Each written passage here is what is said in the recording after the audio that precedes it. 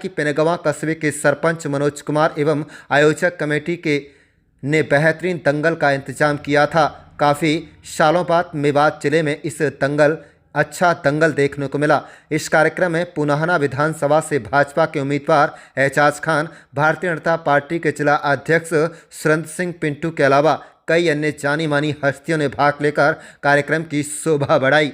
सबसे खास बात यह रही कि कुलालता गांव की एक छोटी धाविका ने ग्राउंड के एक साथ 5 राउंड लगाए, जिसमें जमकर वाहवाही लूटी। दर्शकों ने हजारों रुपए का इनाम उस नन्ही बच्ची आलिया को देकर उसका उत्साहवर्धन किया। कार्यक्रम में एएसपी आयुष यादव, जितेंद्र राणा डीएसपी पुनाहना, सुभाष चंद्र पिनगवां के अलावा कई जानी मानी हस्तियों ने भाग लिया। आपको बता दें कि इस कार्यक्रम में राजस्थान केसरी लाला पहलवान थलचाना, भारत केसरी दशरथ पहलवान, हंसी पटेल सरपंच, आबिद डीलर, इमरान इंदाना, आस मोहम्मदपुर सरपंच उटावड़ के अलावा कई जानी मानी हस्तियों ने भाग लिया। दर्शकों ने आयोजक समिति का आभार जताते हुए कहा कि काफ़ी सालों बाद व्यवस्था के हिसाब से एक बेहतरीन दंगल देखने को मिला। इस दंगल में पहलवानों को लाखों रुपए का नगद इनाम दिया गया। कुल मिलाकर इस पूरे दंगल को साइबर मुक्त मेवात तथा नशा मुक्त मेवात की थीम पर कराया गया था। इस दंगल में जाने माने पहलवान नासिर हुसैन कुरैशी ने युवाओं से नशा छोड़ने तथा साइबर अपराध को लेकर खेलों की तरफ रुझान करने की अपील करते हुए कहा कि युवाओं को अपने भविष्य पर ध्यान देना चाहिए और खेलों में भी नाम कमाया जा सकता है। अच्छे पदों पर नौकरी मिल रही है। करोड़ों रुपए का इनाम सरकार के द्वारा दिया जाता है।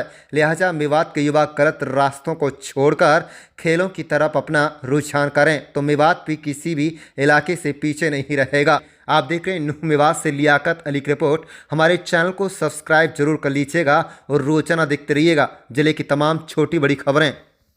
ये आयोजित हुआ, इससे पहले जो है दशहरे के मेले पे या रामनवमी के मौके पर इस तरीके से दंगल लगते रहे, क्या कहेंगे इसके बारे में और आगे क्या योजना है? सबसे पहले तो आप सभी के दर्शकों को, जितने भी भाई देख रहे हैं, मैं सभी को नमस्कार, सलाम, राम राम कहता हूँ। हमने इस बार 7 नवंबर को दंगल प्लान किया था कि हम दंगल कराएंगे और दंगल बहुत अच्छे से हुआ। हमारा इसके पीछे एक मकसद था, एक गोल था कि हम देख रहे थे कि हमारे मेवात में युवाओं को भ्रमित किया जा रहा है। युवा बार बार भ्रमित हो रहे हैं, कभी युवा साइबर क्राइम की तरफ जा रहे हैं, कभी नशे की तरफ जा रहे हैं। इन दोनों चीजों से बचाने के लिए एक ही रास्ता बनता है, खेल की तरफ बच्चों की ताकत है और जाए उसको खेल में लाया जाए। इसी तर्ज पर हमने ये दंगल किया था जी। तो आज जो है दंगल हुआ है जी, किस तरीके से देखने को मिला? कहाँ कहाँ के पहलवान आए, क्या बड़ी नाम क्या थी और प्रमुख नेशनल खिलाड़ी कौन था?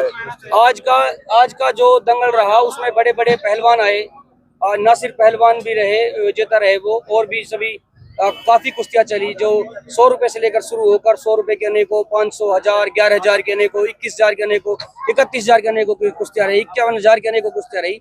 उसके बाद 1.5 लाख की हमारी फाइनल कुश्ती रही। इस तरीके से हमारा दंगल आयोजित था। सुबह पूरी तरीके से 9:30 बजे दंगल चालू हो गया था और अभी समय हो रहा है 6:16। जस्ट अभी दंगल खत्म करके हम सभी यहाँ आपके साथ बैठे हैं। सर्वे साहब, हरियाणा के डीजीपी यहाँ पहुँचने थे दंगल में, लेकिन किसी कारण नहीं पहुंचे। क्या रीजन रहा, क्या कहना है?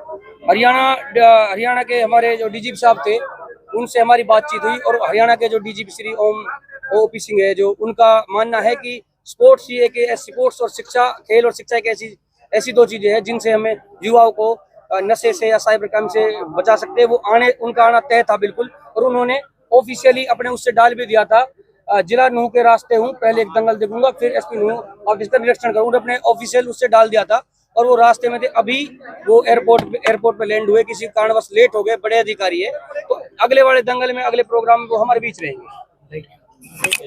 एक शुरुआत जो है मेवात में और भी जगह होते हैं, पिनगवां में बड़े स्तर पर शुरुआत की है। क्या कहेंगे इसके बारे में? मैं धन्यवाद करता हूँ अपने पिनगवां के सरपंच साहब का और पूरे इलाके का। एजाज जी हमारे प्रत्याशी भी हैं। सब लोगों का बहुत बहुत धन्यवाद करता हूँ कि ऐसा कार्यक्रम किया और ऐसा सफल कार्यक्रम किया। इसके लिए मैं सब पूरे इलाके वालों को बधाई देता हूँ। और हमारी सरकार, भारतीय जनता पार्टी की सरकार, खेल को बहुत बढ़ावा देती है और एक शिक्षा मिलती है कि हमने खेलना है तो किसके देश के लिए खेलना है, इलाके के लिए खेलना है।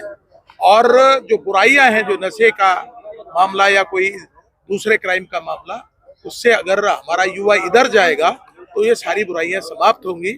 और एक मगर बात का एक कलंक भी है हमारे विवाद पे कि भाई विवाद के लोग इन कामों को करते हैं। तो नई जो प्रेरणा मिलेगी बच्चों को, वो इस ओर जाएंगे और देश की तरक्की में भागीदारी बनेंगे।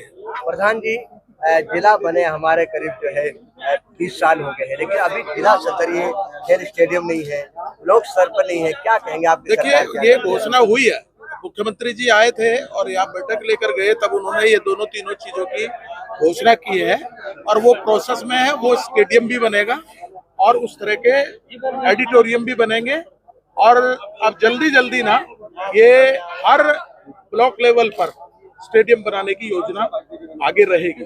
अभी सरकार ने, प्रशासन ने एक शुरुआत की थी खेलो मेवात के हिसाब से, उसमें काफी टैलेंट निकल के आए हैं।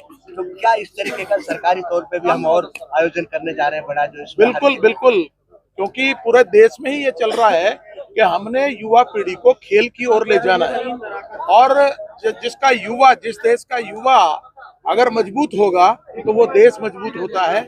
इसलिए मेवात की भागीदारी भी बहुत देश की विकास में और नाम करने में और कुश्ती में, चाहे कोई भी फील्ड हो, उसमें मेवात का बहुत बड़ा महत्व है और वो उस ओर हमारी सरकार ध्यान दे रही है और इसको आगे बढ़ाएगी।